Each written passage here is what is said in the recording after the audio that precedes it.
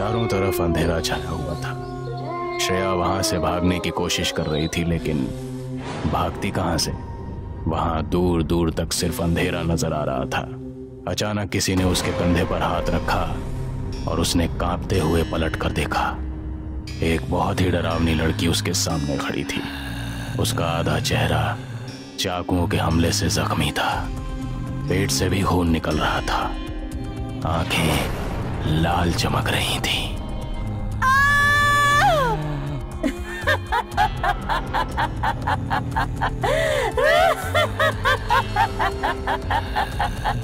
तभी उसने देखा कि एक दूसरी लड़की पेड़ पर रस्सी से फांसी पर लटकी झूल रही है। उसको देखते ही श्रेया की आंखें खुल गई। क्या हुआ श्रेया? एक लड़की बहुत ही भयानक थी और एक दूसरी लड़की मैंने पेड़ पर फांसी से लटकती हुई देखी। रिलैक्स, वो सिर्फ एक सपना था। शिखा प्रेम के साथ बैल्कनी में खड़ी हुई थी। शिखा, आखिर कब तक हम ऐसे ही एक दूसरे से मिलते रहें? तुम मुझे अपने मम्मी पापा से कब मिलवाओगी? मिलवाऊंगी बाबा, तुमको इतनी जल्दी क्या है? पहले कुछ ऐसा करो जिससे मेरे पेरेंट्स पर तुम्हारा इम्प्रेशन अच्छा पड़े। अरे मैंने कहा तो, कल मैं अपना के स्ट्रीट वाला फ्लैट तुम्हारे नाम करने वाला हूँ। सच में? शिखा खुश होकर उसके गले लग गई। तभी उसने महसूस किया कि प्रेम की पकड़ बहुत मजबूत हो चुकी थी। प्रेम, छोड़ो मुझे, इट्स हर्टिंग। तो एक नंबर की कमीनी लड़की है। इतना सुनकर शिखा तेजी से उससे अलग हो गई। प्रेम का चेहरा बहुत भयानक हो चुका था। उसने अगले ही पल शिखा की गर्दन पकड़ ली।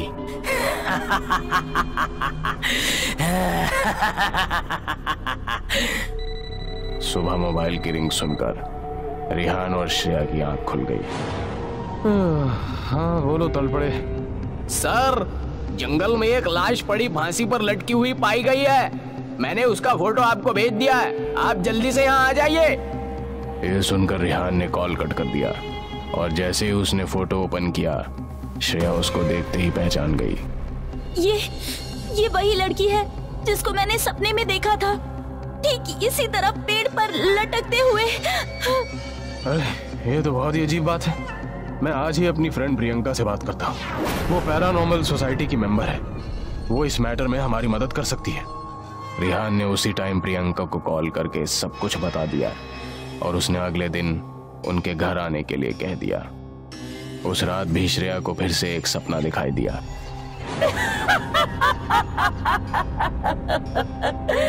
कल ये मरेगा। कौन हो तुम? क्या चाहती हो मुझसे? Lavina guest house. इतना कहकर वो अचानक से श्रेया के करीब आ गई। क्या हुआ बेबी? क्या आज भी तुमने कोई बुरा सपना देखा? इस बार उसने मुझे एक लड़का दिखाया। उसने ब्लू जीन्स और वाइट शर्ट पहनी हुई थी और इस बार उसने किसी लवीना गेस्ट हाउस का नाम लिया। Lavina guest house? उस टाइम सुबह के 5 बजे थे। तभी रिहान का मोबाइल बजने लगा। सर, आज फिर से जंगल में एक लाश फांसी पर लटकी हुई मिली है, लेकिन इस बार कोई लड़का है। ये सुनकर रिहान का सर चकरा गया। मैं अभी वहां पहुंचता हूं, फिलहाल तुम मुझे उसकी फोटो भेजो। रिहान ने कॉल कट करके उसकी फोटो श्रेया को दिखाई, जिसे देखकर वो हैरान रह गई। ये वही लड़का है जिसको मैंने अभी अभी सपने में देखा था। ये मेरे साथ क्या हो रहा है? आज प्रियंका हमारे घर आ रही है, वही अब हमारी मदद कर सकती है। तुम्हारे सपनों से इस केस का क्या कनेक्शन है, अब वही बता पाएगी। दोपहर में प्रियंका उनके घर आई और उसने श्रेया के मुंह से सब कुछ शुरू से सुना। श्रेया, उसने अपना नाम नहीं बताया, उसकी जगह लवीना गेस्ट हाउस का नाम लिया। इसका मतलब वो चाहती है कि हम वहां जाएं। ये सुनकर रिहान ने जरा भी देर नहीं की और उसी टाइम श्रेया और प्रियंका को साथ लिए वो लवीना गेस्ट हाउस पहुंच गया। गेस्ट हाउस के मैनेजर और मालिक दोनों की ही पुलिस को देखकर हालत खराब हो गई। इन दोनों तस्वीरों को ध्यान से देखिए। पिछले 4 दिनों में ये आपके गेस्ट हाउस में ठहरे थे। सर, इस बारे में मुझे कुछ नहीं पता। हम नहीं जानते ये लोग कौन है। रिहान उनके हाव भाव से समझ चुका था कि वो कुछ छिपा रहे थे। ये मेरी बीवी श्रेया है। इसको कई रातों से एक लड़की की आत्मा सपने में नजर आती है और इस बार उस आत्मा ने तुम्हारे गेस्ट हाउस का नाम बताया है। अरे आप लोग बेकार की बातें कर रहे हैं, ऐसा कभी होता है क्या? आज रात सब कुछ क्लियर हो जाएगा। हम उस आत्मा को बुलाकर उससे बात करेंगे, वो ही सब कुछ बताएगी। उसकी बात सुनकर मैनेजर और मालिक दोनों डर गए थे, लेकिन क्योंकि रिहान एक पुलिस इंस्पेक्टर था इसीलिए उन दोनों की उसको मना करने की हिम्मत नहीं हुई। रात को प्रियंका ने उस लड़की की आत्मा से कांटेक्ट करने की कोशिश की। अगर कोई आत्मा इस गेस्ट हाउस में मौजूद है तो वो हमारे सामने आए।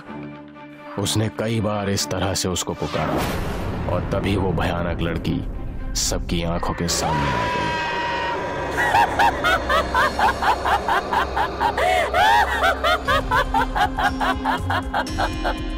तुम्हारा नाम क्या है? उन लोगों से तुम्हारा क्या ताल्लुक है जिनकी लाशें जंगल में पाई गई? मेरा नाम मेघना है। मैं यहाँ 1 हफ्ते पहले अपने बॉयफ्रेंड मयंक के साथ आई थी। मैंने देखा कि उसके मोबाइल पर एक कॉल आया तो वो बालकनी में जाकर बात करने लगा। उस टाइम मैं चुपके से उसकी बातें सुनने लगी। अरे सब कुछ प्लान के हिसाब से चल रहा है। शादी होते ही मेघना की सारी प्रॉपर्टी में आधा हिस्सेदार मैं बन जाऊंगा और फिर उसके मर्डर के बाद सारी प्रॉपर्टी मेरे हिस्से में। तुम इतने बड़े कमीने निकलोगे, मैंने कभी सोचा भी नहीं था। मुझे उस टाइम बहुत गुस्सा आ रहा था। मैंने चाकू उठाकर उस पर हमला किया, लेकिन उसने मुझे रोक दिया और मुझसे चाकू छीनकर मेरे चेहरे पर कई बार हमला किया। उसके बाद उसने वही चाकू मेरे पेट में मार डाला। तभी वहां मेरी चीख सुनकर मालिक और मैनेजर आ पहुंचे। ये तुमने क्या किया? हमारे गेस्ट हाउस में मर्डर? मैंने जानबूझकर नहीं किया सर। हम इस पर भरोसा नहीं कर सकते। अगर इसको अभी छोड़ दिया तो हो सकता है जब ये पुलिस के हाथ लगे तो पुलिस को हमारे गेस्ट हाउस का पता लग जाए। इन दोनों ने मयंक को भी मार डाला और फिर हम दोनों की लाशें अपने गेस्ट हाउस के गार्डन में दफना दी। मयंक की आत्मा उसी टाइम जहन्नुम में चली गई, लेकिन मेरी आत्मा तभी से यहाँ भटक रही है और यहाँ आने वाले उन सभी लोगों को मैं मार रही थी जो कि मयंक की तरह ही धोखेबाज थे। श्रेया के सपनों में भी मैं सिर्फ इसलिए आती थी कि इंस्पेक्टर रिहान तक अपनी बात पहुंचा सकूं। ये कहकर वो चुप हो गई और मालिक वहां से भागने के लिए दरवाजे की तरफ बढ़ा, लेकिन मेघना उनके पीछे लग गई और दोनों को जोर जोर से दीवार पर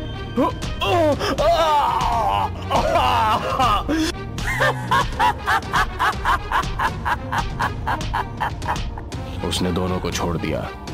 उनके सरों से खून निकलने लगा था। इस हालत में वो दोनों बाहर निकलकर गेट की तरफ भागे।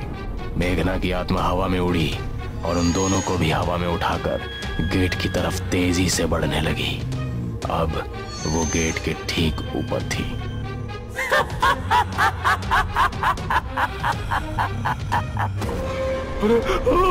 हमें माफ कर दो। हमें छोड़ दो, हमें जाने दो। क्या कहा? छोड़ दो? लो, छोड़ दिया। तभी उसने दोनों को छोड़ दिया। गेट के नुकीले सरिये उनके सीने के आर पार हो गए और उनकी लाशें उस पर झूलने लगी। मेरा बदला पूरा हुआ। मेरा अंतिम संस्कार जरूर करवा देना। कहकर वो वहां से गायब हो गई।